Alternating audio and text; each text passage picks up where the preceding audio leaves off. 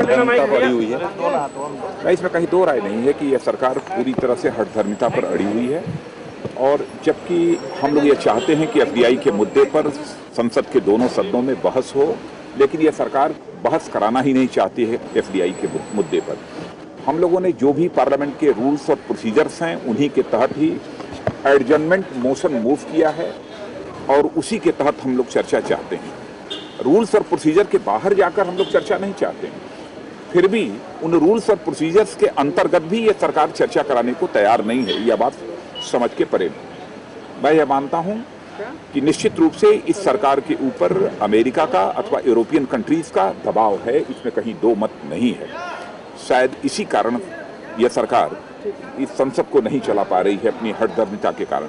और दूसरी चीज, मैं सरकार से यह भी जानना चाहता हूं कि अभी 2 दिन पहले ही अमेरिका के राष्ट्रपति मिस्टर ओबामा ने अपने ट्विटर पर इस बात को कहा है और अपनी देश की जनता से अपील की है कि यदि वह कोई सामान खरीदना है तो वह छोटे छोटे दुकानों से ही वह सामान खरीदें।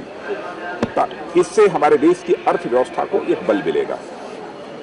तो यह मैं जानकारी चाहता हूं इस गवर्नमेंट से कि यदि यूएस जैसे डेवलप्ड कंट्री, जो दुनिया का आर्थिक दृष्टि से एक ताकतवर देश माना जाता है, उसके राष्ट्रपति अपने देश की जनता से ये अपील कर रहे हैं कि वह सामान यदि खरीदें तो छोटे दुकानों से खरीदें, तो हमारे देश में हमारे प्रधानमंत्री, जिस देश की जनसंख्या 120 करोड़ से अधिक की है, उस देश की जनता को इस बात के लिए क्यों मजबूर कर रहे हैं कि बड़े बड़े मॉल से अथवा जो बहुत बड़ी बड़ी दुकानें हैं जिनमें कि विदेशी पूंजी निवेश हुआ है, उससे वह माल खरीदें।